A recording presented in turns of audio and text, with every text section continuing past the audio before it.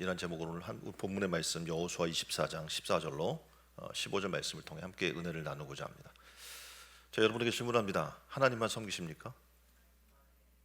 예? 하나님만 섬기고 계세요? 그게 지금 가능하고 계십니까? 삶 속에서? 우리가 하나님만 섬긴다고 이야기하지만 실제로 지금 교회에 들어와서 신앙생활을 하다가 보면 하나님만 섬기는 게 쉽지 않은 것을 깨닫게 돼요. 세상에 돈이 하나님보다 더 귀할 때가 있고, 내 자녀들이 하나님보다 더 귀할 때가 있고, 직장의 상사가 하나님보다 더 무섭고 두려울 때가 있고, 이런 우리 삶 속에서 실질적으로 하나님만 섬기고자 하지만 하나님보다 더 좋아하는 것들이 생긴단 말이죠. 지금 이스라엘 오늘 본문의 배경을 보면 여호수아서에서 가장 절정을 이루는 장면인데, 이스라엘 백성들이 정복한 가나안 땅은 지금 전쟁이 그쳤어요. 그래서 지금 보신 것처럼 점령하는 그런 싸움을 거치고 이제 각자의 땅을 차지하게 된 것이죠. 이곳저곳에 마을이 형성이 되고 그 도시가 형성되면서 안정감을 찾기 시작합니다. 창고에 곡식이 쌓이고 당연히 이제 집도 짓고 하니까 어떡합니까? 아랫목이 따뜻해져서 가나안 땅을 정복하겠다라고 했던 목표가 상실된 거죠. 그러다 보니 이제 공적으로는 하나님을 섬긴다고 이야기하고 있었지만 계속되는 전쟁 속에서 까마득히 잊어버리고 있었던 애굽 문화와 우상들에 대한 이제 타협이 시작이 되는 거죠. 왜냐하면 지금 가나안 땅을 점령한 거잖아요. 그 땅 안에는 우상과 또 세상적인 것들이 많이 있단 말이에요. 다 쫓아내라고 했는데 쫓아내지 않았어요. 그리고 가나안의 새로운 문화를 접하면서 이방 문화와 그리고 우상에 대한 묘한 호기심 그리고 매력까지 이들이 느끼게 됩니다. 어느 사회학자가 아파트 문화의 위기를 익명성의 유혹과 편안의 유혹이라고 요약을 합니다. 그러니까 될 수 있는 대로 자기를 알리지 말고 혼자서 숨어 살고 싶은 유혹과 전화 한 통으로 만사를 끝내는 생활에 익숙해져 심지어는 신앙생활도 편안하게 숨어서 하고자 하는 유혹이 있다는 거예요. 많은 사람들이 교회에 다니고 싶어해요. 예배도 참석하고 싶지만 간섭받고 싶지 않고 그냥 편안하게 신앙생활을 하고자 하는 거죠. 이게 익명성입니다. 교회 와도 본인의 이름조차 밝히기 싫어하는 시대에 우리는 살고 있습니다.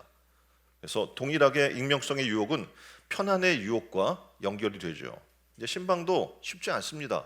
왜냐하면 말씀드렸던 것처럼 개인 사생활 침해라고 하는 부분들이 있는 거죠. 그래서 개인 전화도 하게 되면 굉장히 불편해하는 시대에 우리는 접어들었습니다.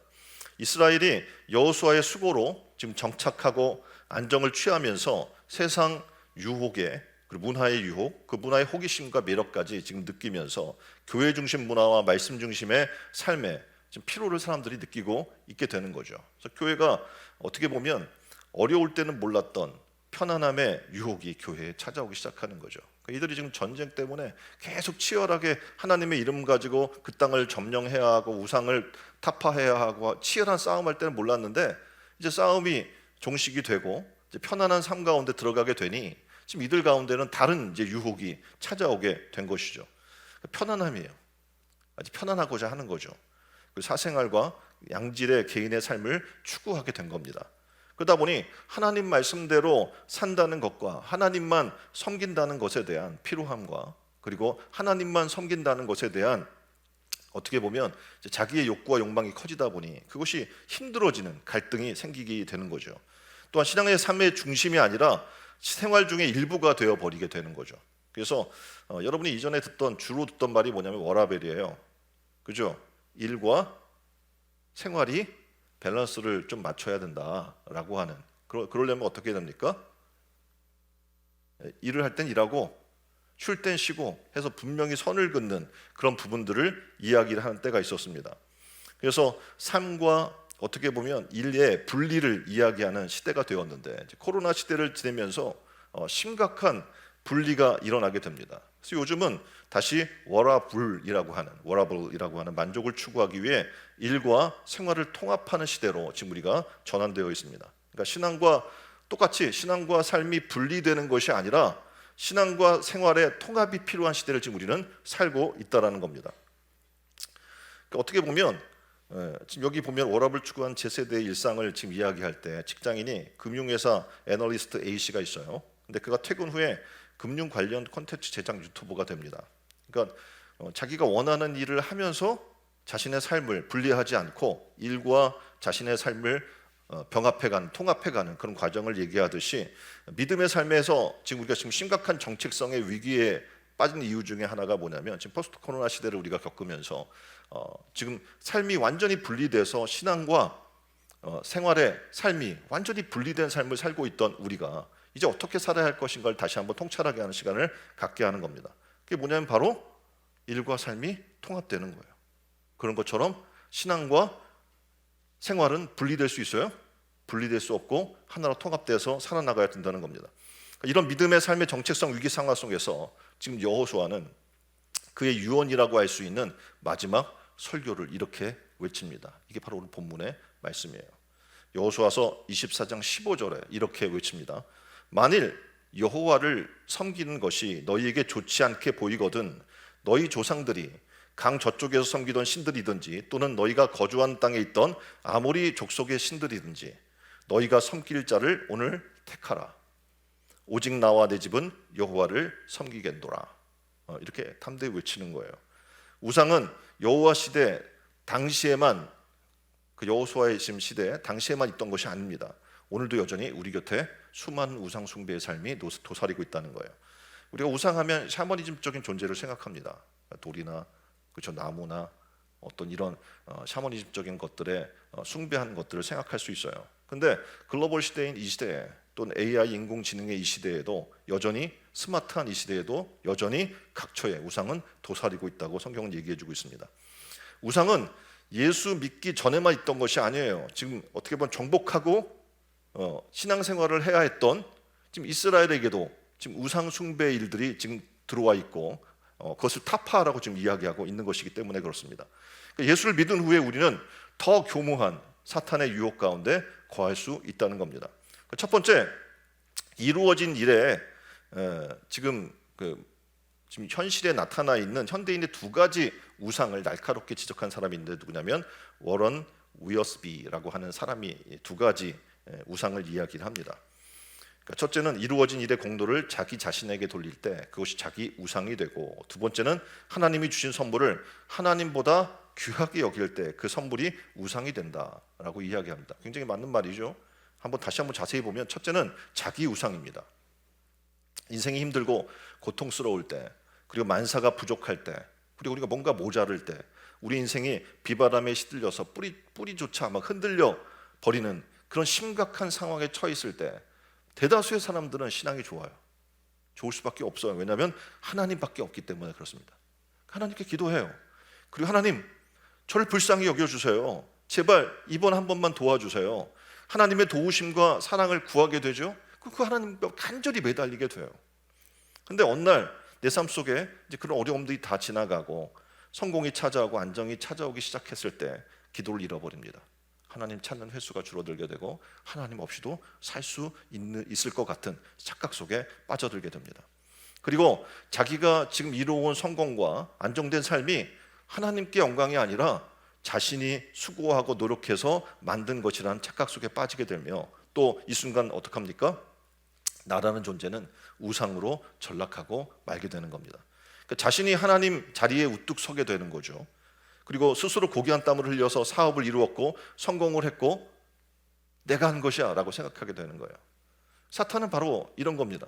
하나님이 에덴 동산에 아담과 하와를 만드시고 그 모두를 주셨어요. 누리라고 해요. 평화가 있죠. 걱정할 게 없어요. 단 한 가지, 선악을 알게 하는 시간을 먹지 말라고 했는데 사탄이 유혹하는 거예요. 야, 저거를 먹으면 하나님처럼 지혜로워져서 뭐 하나님하고 뭐 이렇게 섬기고 그럴 필요가 뭐가 있어. 네가 하나님이 되면 되지 라고 이야기하는 거죠. 물질 문명이 발달하고 오늘날 굉장히 좋은 시대에 살고 있는 우리에게 동일한 유혹이 찾아오는 거예요. 하나님처럼 될 것 같은 거예요. 내가 꼭 여러분이 한번 질문합니다. 천국을 믿습니까? 천국 가고 싶으세요? 말은 하시는데 천국이 뭔지 모르는 사람들이 굉장히 많아요. 그래서 천국에 대한 구체적인 그림이 없기 때문에 천국을 소망하지 않습니다. 실제적인 통계에 의하면. 천국을 지금 오늘 죽어서 천국 가고 싶어요? 예? 그럼 지금 오늘 죽어도 여한이 없는 거예요? 그렇지는 않잖아요. 예? 개똥밭에 굴러도 이생이 낫다고 이 세상의 삶을 더 좋아한단 말이죠. 왜냐하면 천국을 잘 몰라요.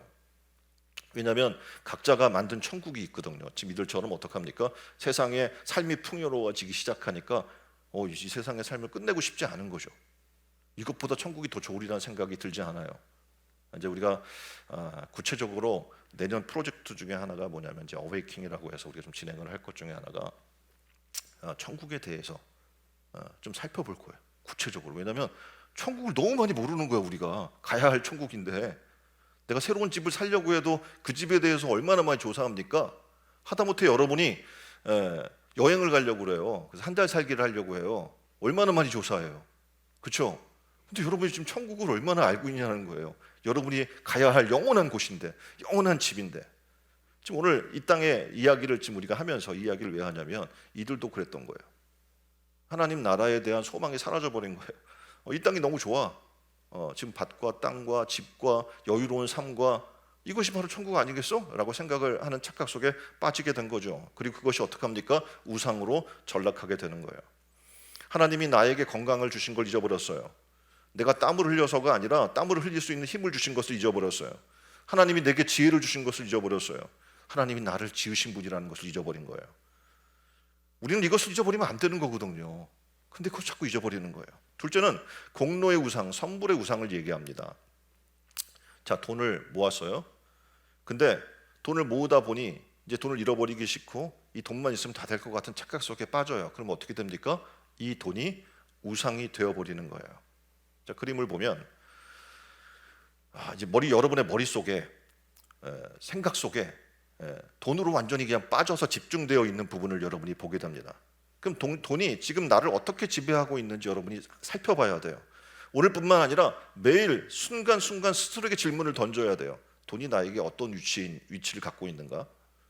돈이 나를 지배하는 영역이 지금 얼만큼 되는가? 계속 질문해야 돼요. 만일 그것이 하나님보다 더 크다면 여러분은 하나님을 섬기고 있는 게 아니에요. 그렇지 않습니까? 돈을 섬기고 있는 거고 우상을 숭배하고 있는 겁니다. 자, 여러분이 바닥 인생을 살았는데 어느 순간 이제 이걸 뛰어넘어서 그래도 이름을 알리게 됐어요. 주변 사람이 나를 알아봐요. 그리고 주변에서 뭔가 직책도 얻게 돼요. 명예가 생기죠. 그럼 어떡합니까? 명예가 그 무엇보다 중요하게 돼요. 하나님보다도. 하나님의 이름을 높이는 것보다도 내 이름이 드러나고 나타나는 것을 즐겨하는 삶을 살게 된단 말이에요. 그게 뭐라고 그래요? 우상 숭배라고 이야기하는 거예요. 내가 얻은 삶의 편리한 조건들, 아파트, 집, 자동차 이런 것들이 내 삶의 우상이 될 수 있다는 겁니다.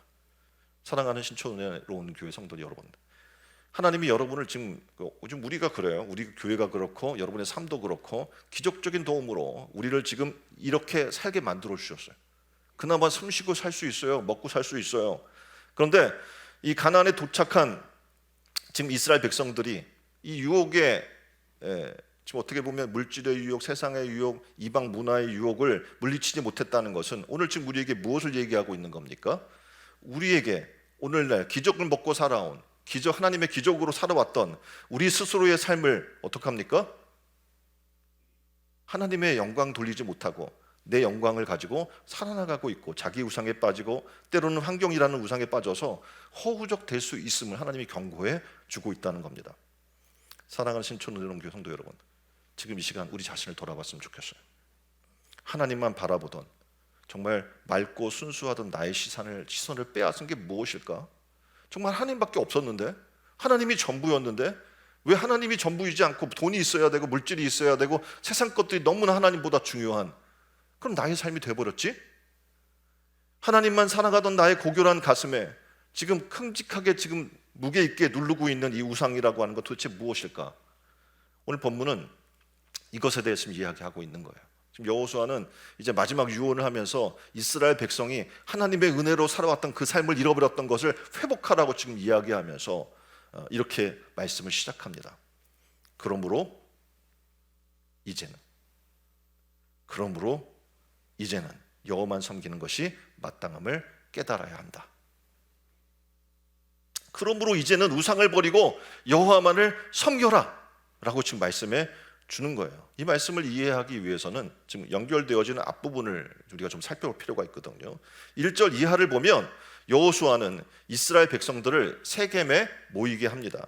그리고 그들에게 옛적 그들의 조상 아브라함으로부터 시작된 하나님의 섭리와 도우심을 이야기하는 거예요.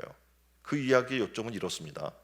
애굽에서 노예가 되었던 너희를 지금 이끌어내어 가나안 땅을 주신 분은 누구? 하나님이시다. 그 하나님께서 너희를 광야에서 먹이고 입히고 보호해 주셨지 않니? 지금 너희들이 누리고 있는 이 모든 행복의 조건들은 누가 주셨어요? 하나님이 주셨다. 그러므로 이제 너희는 하나님만 섬겨야 한다. 그러므로 이제는 하나님을 제대로 섬겨라. 지금 이제 안정된 삶으로 들어왔으니 이제 하나님만 바라보고 하나님만 제대로 섬겨야 하지 않겠니? 라고 지금 이야기하는 거예요. 오늘 우리는 어떨까요? 하나님이 우리에게 호흡을 주셨습니다. 하나님이 주신 은혜의 이 호흡이 아니고는 우리는 한순간도 살 수가 없어요. 하나님이 삶의 능력을 우리가 허락해 주셨어요. 그분이 나를 축복해 주셨어요. 내가 누리는 모든 삶의 풍요와 평안은 누가 주셨어요? 하나님이 주셨어요. 자, 따라서 합니다. 그러므로 이제는 하나님을 섬기는 것이 마땅합니다. 마땅한 거예요. 하나님께서 나와 내 가정을 주관하시고 여기까지 인도하셨다는 사실을 우리가 믿는다면, 그러므로 이제는 하나님을 제대로 섬기는 것이 지극히 당연한 일이라는 사실이에요. 자, 15절 말씀에 여호수아는 안타까운 마음으로 이렇게 이스라엘 백성들에게 촉구합니다. 그런데도 불구하고 너는 왜 하나님과 우상 사이에서 갈등하며 머뭇거리니? 너를 섬길 자를 오늘 택하라. 이스라엘이 생각해 보세요. 지금 하나님 섬긴 거잖아요. 하나님 섬기고 여태까지 왔잖아요. 근데 여호수아가 지금 무슨 얘기를 하는 거예요? 너희가 지금 하나님 섬긴다고 얘기하지만 세상과 하나님 사이에서 갈등하고 있다. 우왕좌왕하고 있다. 그것이 너희 신앙을 지금 무력하게 만들고 있다. 두 마음 세 마음을 가지고서는 아무것도 할 수 없으니 이 시간에 선택해라, 하나님만을. 그리고 결단해라, 하나님만 섬기기로. 여기에 바로 힘과 용기가 있는 거예요. 생각을 해보세요. 교회 공동체가 1000명이 모이고 10,000명이 모여도 그 마음이 하나 되지 못하면 그 교회는 오합지졸이 되는 거예요. 그런데 비록 적은 수가 모였지만 모두가 하나님 안에서 같은 말을 하고 같은 마음을 품고 같은 뜻을 가지고 나아간다면 놀라운 하늘의 역사를 경험하는, 천국을 경험하는 삶을 살게 될 것입니다. 신앙은 부단한 자기 결단을 함을 통해 성장해 나가요. 그러니까 자기를 부인하고 그리고 십자가 질 수 있는 거잖아요. 사명자가 되는 거거든요. 그러니까 자기를 부인하는 부단한 결단이 필요한 거예요. 그래서 사도 바울은 나는 날마다 죽노라 결단하는 거예요. 오늘도 내가 죽고 주를 위해 살기로 결단하는 거죠. 매일같이. 피터 홀린스의 어웨이크라고 하는 책이 있어요. 이 책의 내용은 이렇습니다. 정체된 삶을 깨뜨리기 위한 12가지 변화의 심리학을 얘기해주고 있어요. 그래서 이 사람이 첫 번째 그 책 표지에 영향받은 책이 있겠죠. 그래서 헤르만 헤세의 데미안에서 나오는 이 글귀가 쓰여 있어요. 새는 알에서 나오기 위해 싸운다. 알은 세상이다. 태어나려는 자는 자신의 세계를 깨뜨려야 한다. 이렇게 얘기해요. 그러니까 신앙의 결단도 마찬가지예요. 자기의 세계를 깨뜨리고자 하는 결단으로부터 신앙이 시작되는 거예요. 그러니까 자기 부인이죠. 그렇죠? 나라는 존재를 부인하고 깨뜨리기 시작하지 아니하면 새로운 세계를 맛볼 수 없는 거고 하나님의 세계를 경험할 수 없는 거죠. 이렇게 이야기해요. 계속해서 알은 세상이라고 이야기한 것처럼 우리 지금 개인적인 육신의 이 삶의 모습은 세상이에요. 이거를 죽여야 될 거 아닙니까? 십자가에 못 박아야 될 거 아닙니까? 그래야 어떡합니까? 새로운 삶이 시작된다. 그래서 이 책의 1장의 주제는 이렇습니다. 그림 보면 인생에서 이루고자 하는 모든 것은 안전지대 밖에 있다. 대부분 사람들은요, 익숙하고 친숙한 환경에서 느끼는 그런 안정감과 평안함을 잃고 싶지 않아 합니다. 그래서 대부분 사람들은 새로운 것을 시도하기보다는 계속해서 안전지대에 머무르려고 하는 그런 경향이 있습니다. 왜일까요? 자신의 익숙한 상황에 머무르면 편해요. 그리고 그 익숙한 상황에서는 자신감이 생겨요. 말도 하고 자기가 막 자기 주장도 할 수 있고 설령 위험한 요소가 있을지라도 굉장히 사소한 부분이, 왜냐하면 내가 안전하다고 여기는 부분에 있기 때문에 그렇죠. 이런 상황에 머물면 스트레스 지수도 낮고 불안 지수도 낮아집니다. 그리고 행복하다고 느낄 수도 있어요. 그런데 여기서 경고하는 건 이렇게 경고하는 거예요. 지금 당신이 안전지대에 있어서 늘 자신감이 넘치는 바로 그 순간이 당신 인생에서 독이 될 가능성이 높습니다. 라는 걸 경고해주고 있는 거예요. 한 연구 결과에 보면 인생에서 가장 후회하는 순간을 조사했거든요. 그랬더니 건강했다고 생각했을 때가 자기가 관리를 안 한 거잖아요. 그러니까 후회스러운 거예요. 왜 내가 건강하다고 생각했을까? 그리고 자기가 공부할 때 공부를 제대로 안 했을까? 연애, 결혼, 자식, 여행, 수백 가지의 순간이 등장을 하는 거예요. 이 모든 순간에 공통점이 하나 있었어요. 뭐냐면 바로 심리적 안전지대 가운데 머무르고 있었다는 거죠. 일상적이고 위험이 적은 안전지대에 있게 되면 일시적으로 마음이 안정되고 차분해질 수 있습니다. 근데 그것은 어떡합니까? 성공적인 삶을 또는 어떻게 바른 미래를 추구하는 삶이 아니라는 거죠. 풍요로운 삶을 위해서는 이 곳에서 벗어날 줄 알아야 돼요. 자, 양이 또 이 지금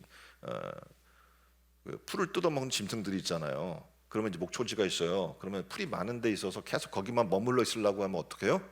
굶어 죽게 돼요. 왜냐하면 그것은 한계가 있기 때문에 그렇죠.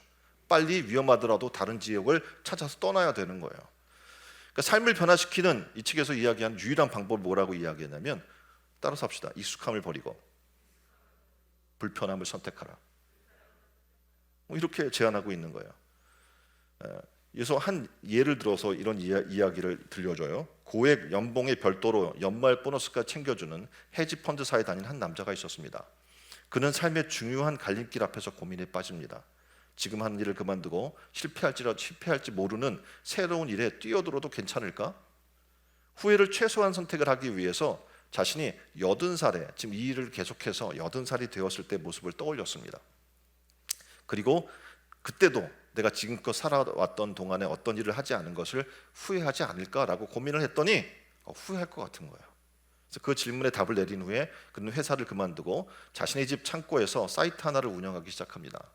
그 사이트가 바로 세계적인 전자 상거래 기업인 아마존입니다.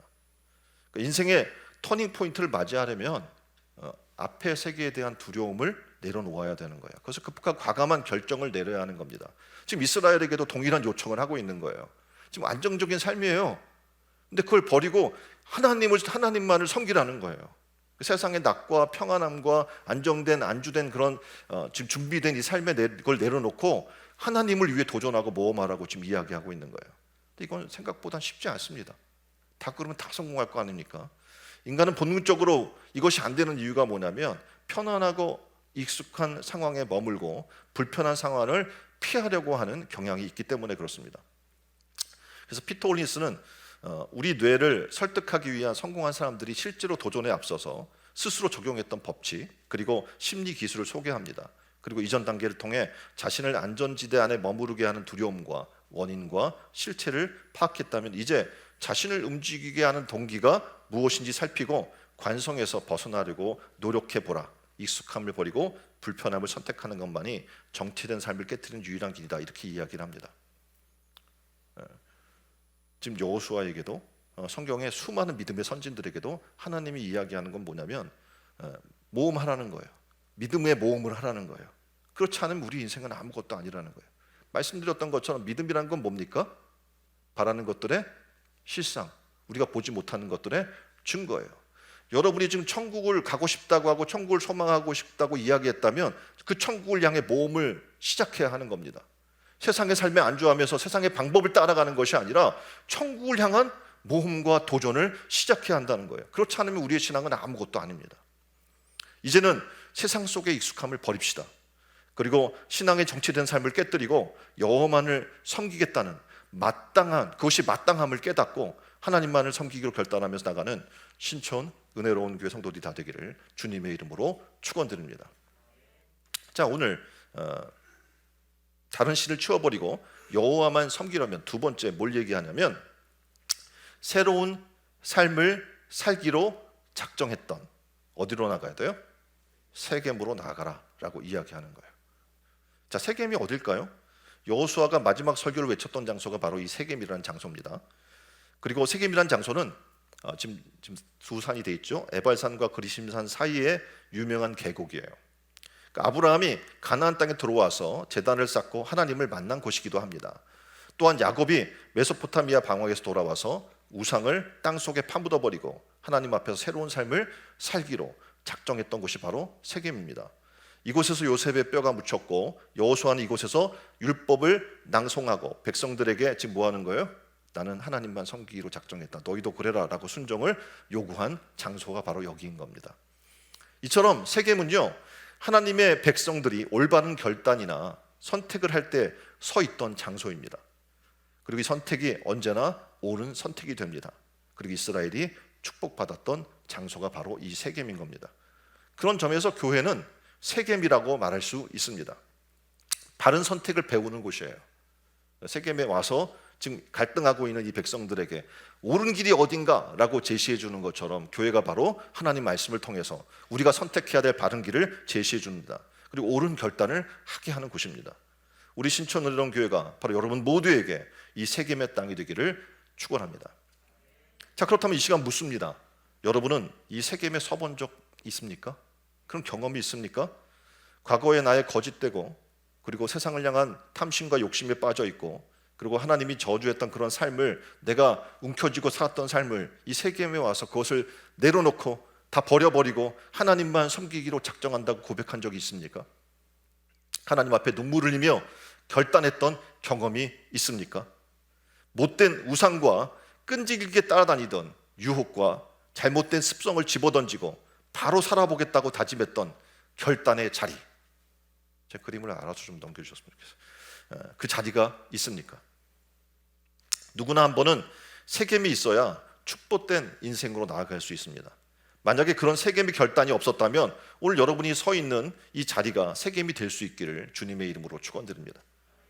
지금 이곳에서 과거에 내가 추구했던 삶의 모습들이, 세상과 하나님을 겸하여 섬기고 갈등하고 방황했던 그런 삶의 모습들이 이 시간 다 내려지고 모든 삶을 하나님 앞에 내려놓고 오직 하나님만을 섬기겠다는 자기 결단을 할 수 있기를 축원드립니다.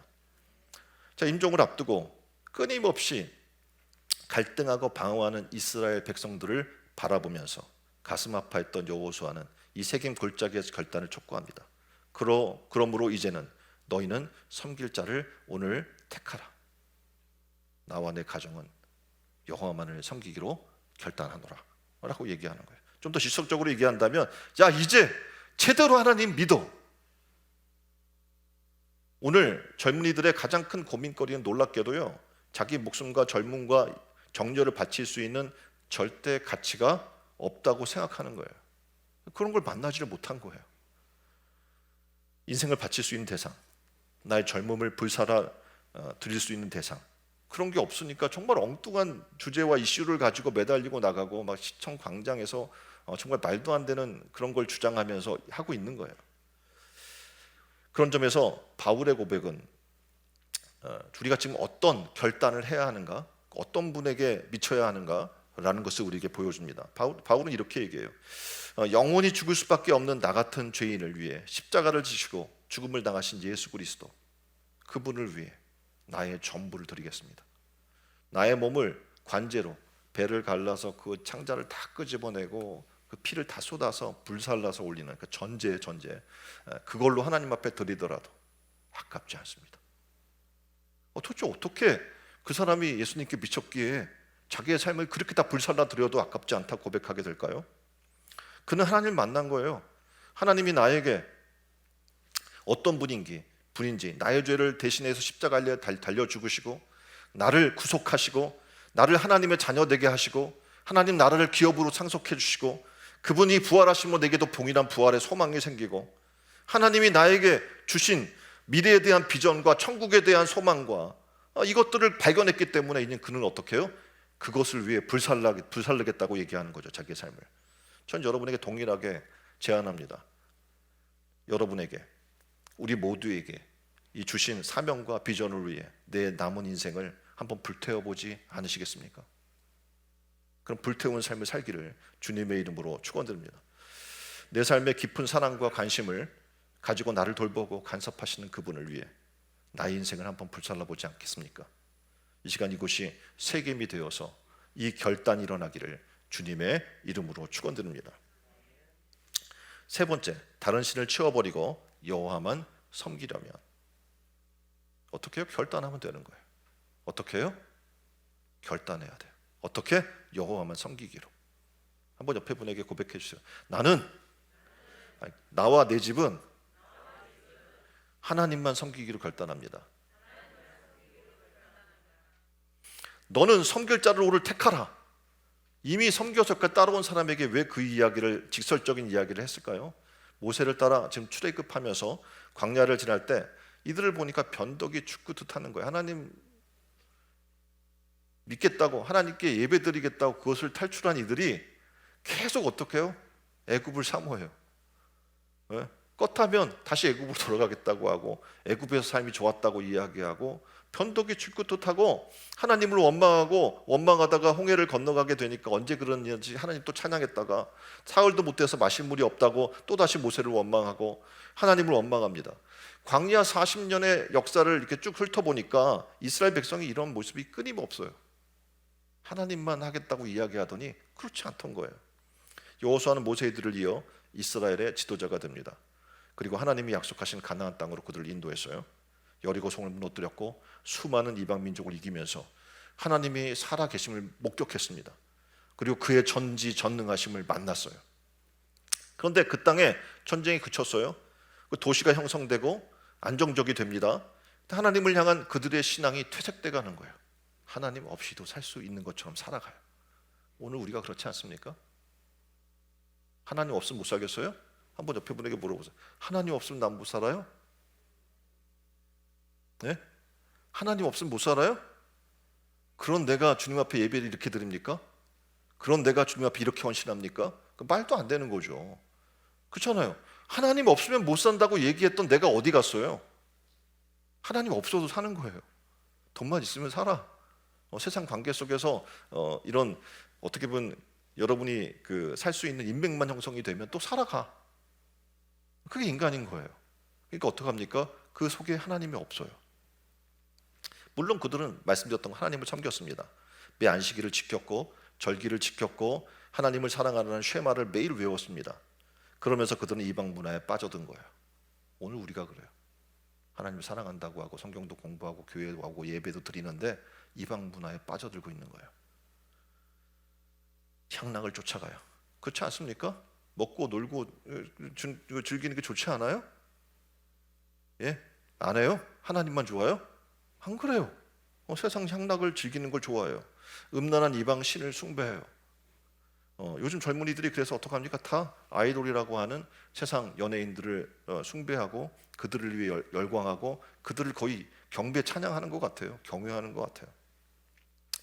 한쪽은 하나님을, 그리고 다른 한쪽은 세상을 향했던 이들처럼 오늘 우리의 삶도 그렇다는 거예요. 그 모습을 보면서 여호수아가 안타까운 마음으로 이제 자기가 이제 생이 마감할 때가 온 거예요. 그래서 이스라엘 백성들에게 마지막 유언으로 이렇게 간절히 얘기해주고 있는 거예요. 자신은 떠나가지만 목숨처럼 사랑했던 이스라엘 백성들의 앞날을 생각하면 참담한 거예요. 하나님이 새 땅과 하나님을 섬길 수 있는 이런 환경과 상황을 주셨음에도 불구하고 이것을 엉뚱하게 우상의 것과 바꿔가는 이들을 보면서 이것은 아닌데, 저렇게 생활해서는 안 되는데, 저렇게 믿어서는 정말 안 되는데, 너무 안타까운 마음으로 작심하고 결단의 장소 세겜으로 이스라엘 백성들을 불러 모은 거예요. 그리고 단호하게 말합니다. 너희가 섬길 자를 오늘 택하라. 오직 나와 내 집은 여호와만을 섬기겠노라. 사랑하는 여러분, 인생의 여정은 선택과 결단의 기회의 연속입니다. 내일이 아니고 바로 오늘이에요. 오늘은 다시 돌아오지 않잖아요. 오늘은 그 긴박성을 이야기하면서 이렇게 성경은 얘기해. 보라, 지금은 은혜 받을 만한 때요. 보라, 지금은 구원의 날이로다. 여기 선택의 긴박성이 있는 거예요. 케네디 대통령이 대통령 당선된 후에 아이젠하워 전 대통령을 찾아가서 자문을 구했어요. 왜냐하면 이제 젊은 대통령이잖아요. 그러니까 내가 어떻게 해야 되겠습니까? 라고 했더니 아이젠하워가 이 젊은 새 대통령에게 이렇게 조언합니다. 당신의 임무는 결단해야 할 때에 결단하는 것입니다. 그렇습니다. 우리 인생의 기회는 지금 이 순간을 지나가면 또다시 돌아오지 않는 거예요. 이 순간은 우리가 결단할 때까지 이 기회는 계속 기다려주지 않습니다. 신속하게 매 순간 바른 결단을 하는 사람만이 어떻게 해요? 하나님의 축복된 그 자리에 설 수 있게 되는 거예요. 오늘 본문에서 여호수아는 주저하지 않고 자기의 선택을 백성들에게 고백합니다. 오직 나와 내 집은 여호와를 섬기겠노라. 우리의 삶은 선택만큼 행복하고 선택만큼 삶의 질이 높아지는 거예요. 무력한 것을 선택하면 무력해지고, 전능자를 붙들면 여러분의 삶은 내게 능력 주시는 그분 안에서 못할 것이 없는 능력자가 되는 줄 믿습니다. 자, 기억하십시오. 양다리는 있어요, 없어요? 없습니다. 선택해야 돼요. 중간은 없어요. 성경은 단호하게 얘기해요. 너희가 차든지 덮든지 하라. 미지근하면 내가 토해서 내치리라 라고 성경은 얘기해요. 오늘 여러분은 하나님을 섬기려면 하나님을 섬기십시오. 지금 여호수아가 고백하는 것처럼 세상으로 가려면 세상에 너희가 이방신을 받던 그것들 따라가. 하지만 나와 내 집은 여호와만을 섬기기로 결단했어. 너희는 어떡할지 이 세겜의 땅에서 결단해라 라고 지금 얘기해 주는 겁니다. 만일 우리가 하나님을 제대로 선택했다면 여러분은 여러분의 인생관이 달라질 거예요. 자녀를 향한 교육관도 달라지게 될 겁니다. 우리 삶의 목적도 달라지게 되겠죠. 하나님을 선택했다면. 근데 그렇지 않다면 여러분은 계속 갈등하는 거예요. 세상과 하나님 사이에서 양다리를 걸치고, 이게 점점 벌어지게 되면 어떡합니까? 그 중간에 떨어지겠죠. 하나님을 위해 내 심장을 불사를 수 있는 그 삶이 얼마나 행복하고 기쁜 일인지 깨달았으면 좋겠습니다. 우리가 이 땅에 얼마나 더 살 수 있는지 아무도 몰라요.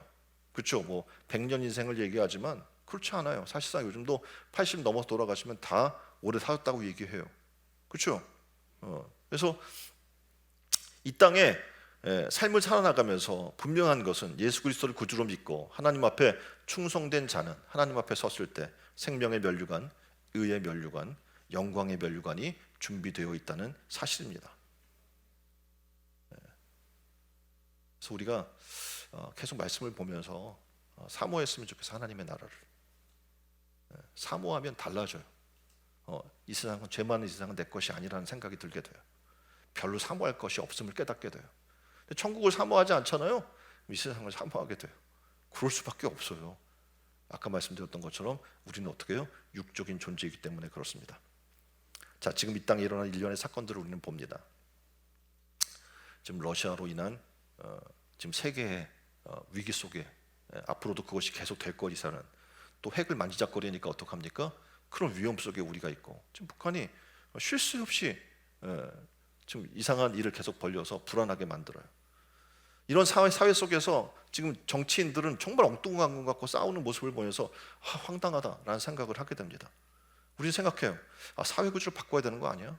조직을 새롭게 해야 되는 거 아니야? 상관없어요. 정권이 바뀌면 뭐가 달라집니까? 상관이 없어요. 문제는 뭡니까? 사람이 바뀌어야 돼요.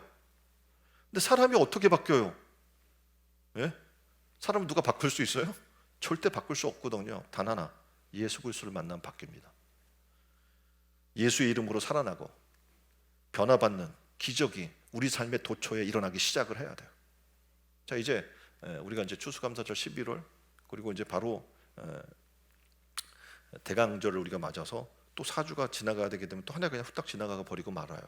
참 이런 한 해를 결산하는 때에 우리가 지금 서 있는 이때, 우리는 지금 어떤 신앙의 삶을 살았는지 우리 자신을 돌아볼 필요가 있습니다. 주일 아침 지금 예배에 참석하는 것으로 위로받고 수동적으로 끌려가는 나약한 종교인이 되면 안 된다는 거예요. 이제 이런 정말 안일한 나의 신앙의 삶을 거부해야 해요. 그리고 우리의 남은 때를 주를 위해 제대로 한번 뜨겁게 불살라보고 믿어보겠다는 결단이 우리 가운데 일어나기를 주님의 이름으로 축원드립니다. 24장 14절에 이렇게 얘기해요. 그러므로 이제는 여호와를 경외하라. 온전함과 진실함으로 그를 섬기라. 바로 이때예요. 우리가 은혜 받을 만한 때가 이때고 구원받을 만한 때가 이때이기 때문에 우리는 이제 여호와를 경외해야 하고 그분을 두려워해야 하고 온전함과 진실함으로 그분을 섬겨야 될 줄 믿습니다. 이 말씀처럼 내 인생에 지금 마지막 날 주님 앞에 섰을 때 후회 없는 신앙의 삶, 그리고 제대로 한 신하고 섬겨서 후회 없는 신앙의 삶이 있기를 주님의 이름으로 축원드립니다. 우리의 남은 때를 주를 위해서 살았으면 좋겠어요. 그리고 그분만 경외했으면 좋겠어요. 하나님을 경외하면 더 이상 우리는 세상을 두려워할 이유가 없는 거예요. 그리고 제대로 온전하게 한번 믿어봅시다. 이중 마음을 가지고 이 마음도 저 마음도 아닌 그런 마음이 아니라 진실된 마음으로, 가증되고 거짓된 마음이 아니라 진실된 마음으로 제대로 한번 뜨겁게 주님을 믿고 정말 순종하는 신앙의 삶을 살아보는 우리 신촌 은혜로운 교회 성도들이 다 되기를 주님의 이름으로 축원드립니다. 기도하겠습니다. 이제는 여호와만을 섬기는 것이 마땅함을 신촌 은혜로운 교회 모든 성도들이 깨닫게 하여 주옵소서.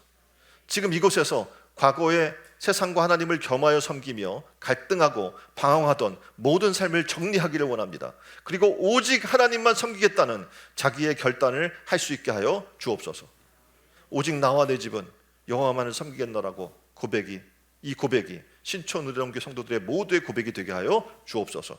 우리의 남은 때를 주를 경외하고 온전함과 진실함으로 뜨겁게 믿고 순종하는 신촌 은혜로운 교회 성도들이 다 되게 하여 주옵소서.